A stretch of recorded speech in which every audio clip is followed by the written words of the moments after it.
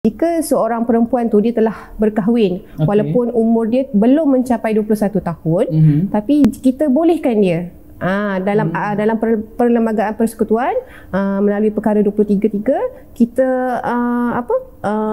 berikan kebenaran kepada dia lah untuk memohon pelepasan kewarganegaraan ni dengan syarat dia telah berkahwin. Mungkin dia nak ikut husband dia dah jadi contoh warga negara China ke, so dia nak dia dah dapat sana, so walaupun dia belum mencapai usia 21 tahun kita akan proses lah permohonan dia. Ya. Lelaki tak ada. Ya, lelaki tak ada.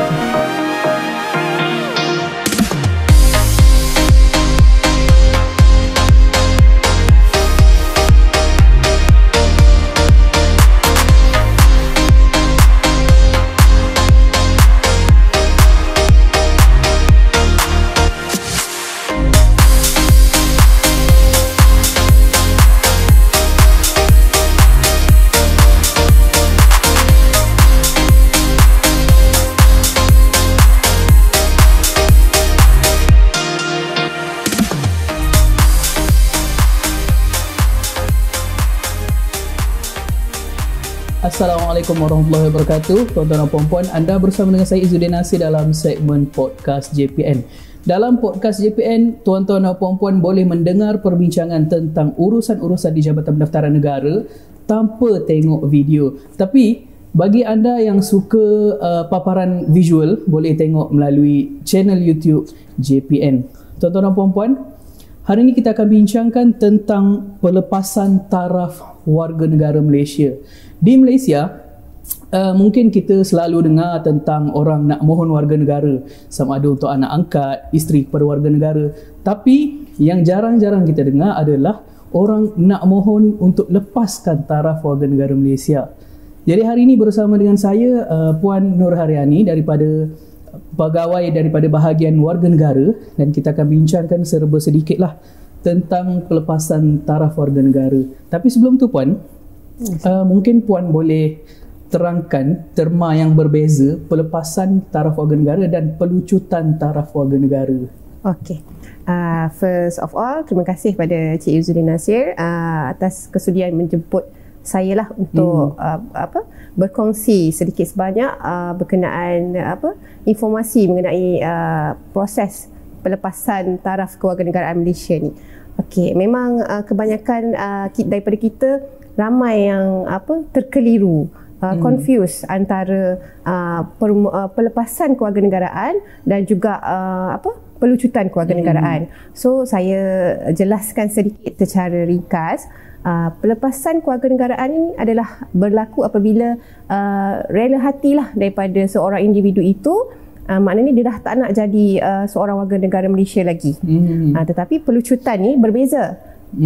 Pelucutan berlaku apabila seseorang itu telah melakukan kesalahan lah, kiranya macam menduakan Malaysia lah, macam dia telah memperolehi kewarganegaraan negara lain. So bila kita dapat tahu, so secara tidak rela lah, maknanya dia ada yang tak tahu, ada yang bila kita dapat info tu, aduan ke apa, kita akan jalankan siasatan, dan sekiranya tiada apa-apa bantahan, kita akan melucutkanlah taraf dia sebagai seorang warga negara Malaysia kerana telah mempunyai dui kerajaan. Kerana seperti yang kita tahu, Malaysia tidak mengiktiraf dui kerajaan. So itu dia, ada beza di antara pelepasan dan pelucutan kewarganegaraan. Beza dia kalau secara bahasa orang kampung lah kan, rela dengan tak rela. Betul, lah kan, rela dan tak rela. Pelepasan ni kita rela hatilah, suci hati, maknanya memang dah tak nak jadilah. Tapi kalau bagi orang yang nak melepaskan taraf warga negara, macam mana prosedur dia? Okey, perkara pertama yang perlu memang individu perlu penuhi adalah berusia 21 tahun ke atas. Sekiranya masih belum di bawah 21 tahun, walaupun sehari ke tak cukup kita tidak akan terima permohonan dia lah.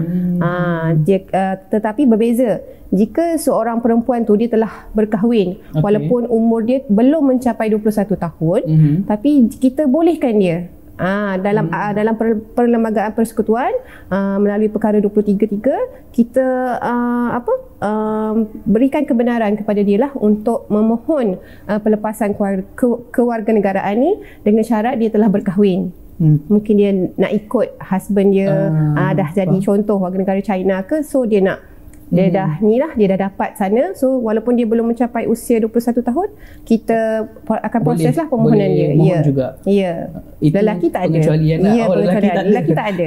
Hanya untuk wanita sahaja. Kalau nak ikut isteri. Tak ada istilah bagi lelaki lah, hanya untuk wanita yang berkahwin saja di bawah umur 21 tahun. Selain daripada cukup umur, apa lagi mungkin syarat ataupun cara nak mohon dia? Pemohon wajib hadir ke mana-mana kaunter JPN di seluruh Malaysia lah, sama ada di ibu pejabat ataupun di seluruh Malaysia Malaysia yang berdekatan dengan tempat tinggal. Dan jika berada di luar negara, mereka boleh hadir ke mana-mana kedutaan Malaysia di sana untuk menghantarlah memohon permohonan pelepasan kewarganegaraan ni. So far yang paling banyak kita terima adalah inilah daripada Singapura, Australia. Australia pun ada juga. Ada. I see. So wakil boleh ke mohon? Maksudnya mungkin dia rasa macam dia tak ada masa nak datang JPN, so dia wakilkan kepada adik-beradik ataupun ibu bapa, boleh juga ke? Tidak boleh sama sekali lah. Memang pemohon itu sendiri perlu hadir sebab syarat dia antaranya adalah macam individu tu perlu sempurna akal. Macam memang individu tu sendiri kita nak tengok dia memang rela hati untuk datang dan nak melepaskan kewarganegaraan dia lah. Sama sekali wakil kita tidak terima lah. So maksudnya kalau wakil ni mungkin apa benda tu berlaku secara tidak rela kita takut bukan daripada kerelaan dia ke apa ke kan, so kita tak boleh terima jugalah. Dari sudut JPN sendiri, adakah JPN menghalang kalau seseorang nak lepaskan taraf warga negara? Kita tak boleh nak halang lah sebab itu adalah pilihan individu. Tapi sebelum dia nak melepaskan tu, kita tanya jugalah kenapa nak lepaskan warga negara Malaysia ni kan. Dah jadi warga negara kita dah lama ke apa kan, tapi masing-masing ada reason yang tersendirilah. So kita tak ada paksaan. Jika memang dia dah datang secara sukarela, dah memang rela hati nak lepaskan, kita akan proses lah permohonan dia. Faham. Kalau bila seseorang tu melepaskan taraf warga negara, adakah dia still akan dapat mungkin layanan seperti warga negara Malaysia ataupun dia jadi macam warga asing lah?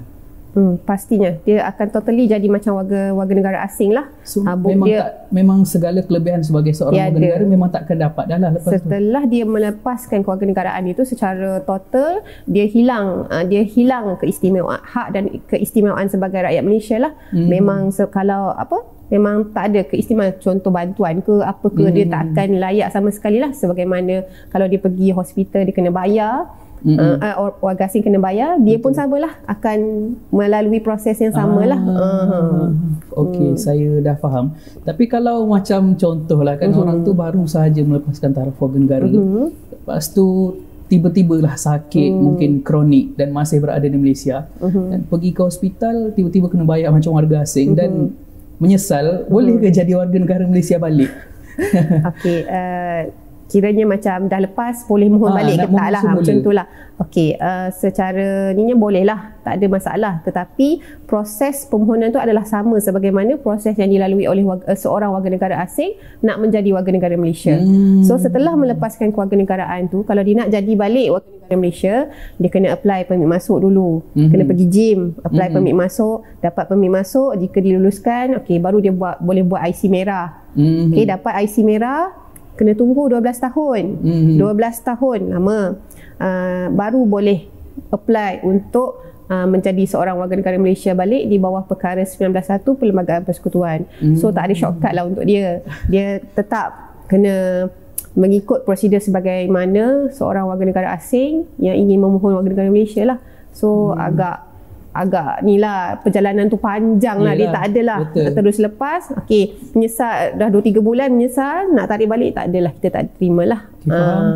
Dia satu kerugian lah kan, bagi pada pandangan saya satu kerugian lah bila dah selesa duduk Malaysia, melepaskan taraf warga negara, tapi mungkin setengah orang dia ada sebab tersendiri. Betul. Kebiasaannya sebab apa mereka melepaskan taraf warga negara Malaysia ni? Perkara yang paling utama adalah sebab dia orang dah dapat taraf kewarganegaraan negara lain lah. Maknanya telah di offer, maknanya ada yang dah dapat, dah ada pasport, dah ada apa pun, dah dapat sijil warga negara, dan ada juga yang akan di offer, yang akan dijamin untuk mendapat kerakyatan sana lah. Mostly pada mereka yang berhijrah lah, yang bekerja di luar negara. So negara tu tengok dia kompeten dalam bidang dia ke apa ke, so dia mesti nak offer kan orang-orang yang macam ni kan. So adalah dia akan offer lah pada orang-orang yang macam ni. Dan of course sememangnya lah benefit tu banyak lah, mungkin lah yang membuat dia orang tertarik lah untuk menerima kerakyatan sana. Betul, mungkin kebetulan dia orang ada dekat sana, lepas tu dapat warga negara sana pula, lebih memudahkan kehidupan mereka dekat sana lah kan. Dan biasanya pasangan yang dah berkahwin lah kan, suami mungkin yang berkahwin dengan pasangan bukan warga negara, so jadi nak menetap kat sana dah jarang-jarang balik sini, so that's why dia orang decide untuk berhijrah dan melepaskan kewarganegaraan sinilah. Okay, faham. Tak ada isu bukan tak suka Malaysia ke apa, tak ada. Just sebab kerja, sebab dapat ikut suami macam tu lah, ikut isteri macam tu lah. Saya cuba nak bayangkan tentang orang yang nak melepaskan taraf warga negara lah, sebab mostly kes-kes yang orang kata hangat di JPN adalah tentang permohonan warga negara. Ramai orang nak mohon sebagai macam anak angkat daripada orang yang bukan warga negara, nak mohon warga negara. Tapi rupa-rupanya ramai juga yang memohon untuk melepaskan taraf warga negara ni pun. Ya, betul. Kita tak nafikan, memang ramailah. Memang ramai yang memohon untuk melepaskan taraf kewarganegaraan Malaysia ni atas sebab-sebab yang telah dinyatakan tadilah. Mungkin peluang kerjaya lebih baik di negara yang dia menetap sekarang ke, ataupun ikut suami macam tu. Tapi itulah, kita jarang-jarang dengar kan. Biasanya betul. Pasal isu anak angkat nak dapat warga negara lah, anak tak setara nak dapat warga negara. Tapi ini pelepasan memang kita juga hot sebenarnya, tapi jarang-jarang diperkatakan lah. Jarang diwar-warkan oleh media kan. Betul. Okay, faham. Mungkin sebagai soalan penutup lah Puan, saya merujuk kepada apa yang Puan sebut tadi tentang dui kerakyatan. Bila mana kita tahu seorang tu dia ada dua warga negara dan kita laporkan kepada JPN, apakah tindakan JPN? Adakah terus mengeluarkan macam surat pelucutan taraf warga negara, ataupun ada orang kata budi bicara ke macam mana? Okey, kita bukan senang nak lucutkan taraf warga negara orang ni. Dia sebenarnya setiap satu tu dia banyak proses yang terlibat. So tidak akan sewenang-wenangnya lah kita nak melucutkan taraf dia, terima jaduan kita terus lucut, tidak. So ada step dia. Mula-mula kita apabila kita menerima jaduan daripada contoh gym ke, biasanya kan kantor ini dekat gym lah. Contoh bila nak keluar kan pakai pasport, masuk pakai pasport lain, contoh keluar pakai pasport lain. So dari situ dapat detect ada dua pasport ke. So gym akan hantar aduan pada kita. So kita akan semak teliti, bila kita akan siasat lah di peringkat kita.